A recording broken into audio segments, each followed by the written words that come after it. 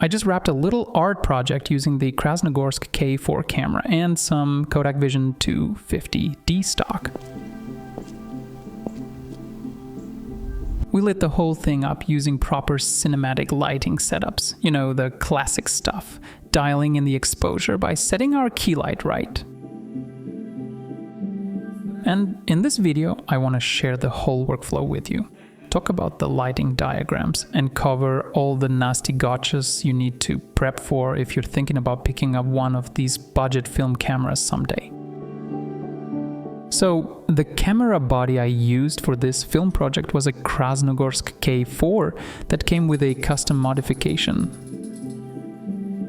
On the side here, you can see the footage counter and a slot for a V-mount battery. Also, this particular camera had a small video controller set up inside, basically a sensor from a GoPro. It serves as our video assist. I'm not gonna lie, it's not the sharpest image, but it's totally fine for checking, blocking, running rehearsals, and nailing the focus on the shot. I wasn't brave enough to pull focus myself, so my first AC took that task off my plate. Huge thanks to Kate who helped me out. She kept feeding me the key exposure values for lighting the talent, and she was also constantly checking the highlights to make sure we weren't clipping anything important and that everything fit nicely within the film stock's dynamic range. And I would say that once you start shooting with a K4, you immediately see why this camera is the gold standard for being cheap, not for being a comfortable rig. For this creative project, I went with Kodak 250D film stock.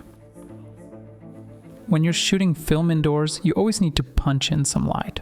For this location, I decided to make all the light motivated by the windows. So we set up two Aputure XT26s to fake the sunlight. I wasn't after super realistic sunlight with harsh direct shadows. The windows in this spot naturally diffused and broke up the light output. So I literally just pushed the units through the windows, but I made sure they were set slightly above eye level. This way, our artificial sun felt like it was in the sky, not sitting right on the horizon.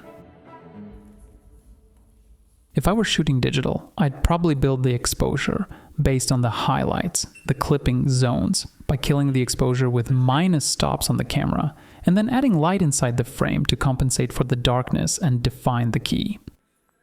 But with film, my priority is getting that key light right on the talent's face. And all the light that shapes the frame and adds dimension has roughly the same footprint throughout the whole scene, especially on our mediums and close-ups. The key light is set to 0 exposure, meaning 18% gray reflection. The light meter tells me all this. It sees that value and tells me exactly what t-stop I need to set on the lens to get the right amount of light hitting that key area. The result? We use the window light to lift the overall ambient exposure and fill the room.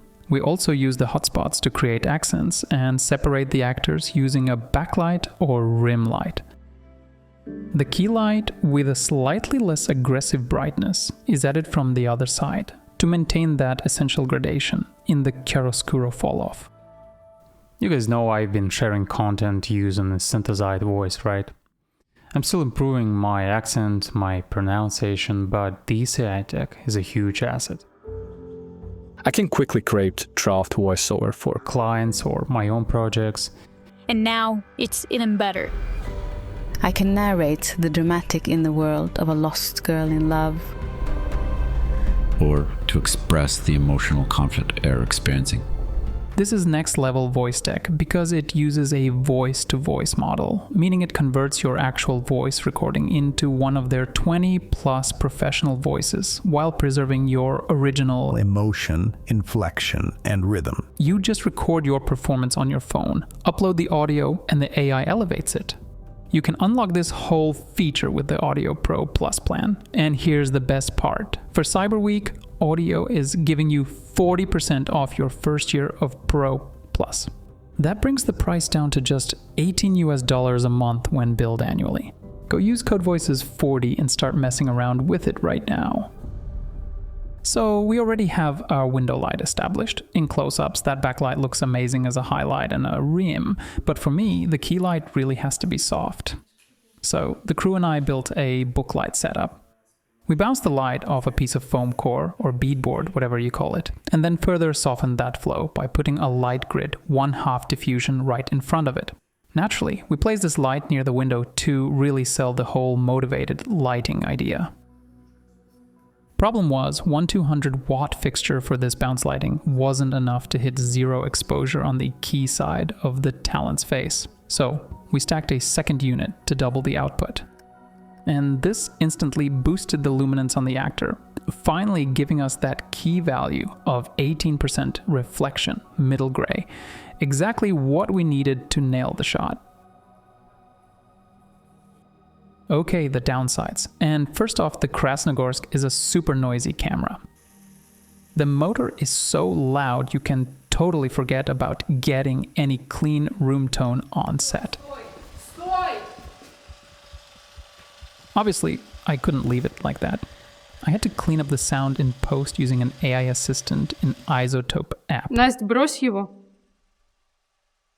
Нет. Another major con of working with this rig is the limited film capacity. It only takes a 100-foot roll of stock, and when you're shooting dialogue, that's barely enough for 2 takes. Okay, so why shoot film? And number 1, it is the cinematic aesthetic. Even with Dehancer or similar software, it's really hard to achieve that true film look. You know, that look comes from a certain softness. The correct halations, the blooming highlights, the slight gate weave, and the scratches and dust that come with the scan. And of course, the biggest deal is the color.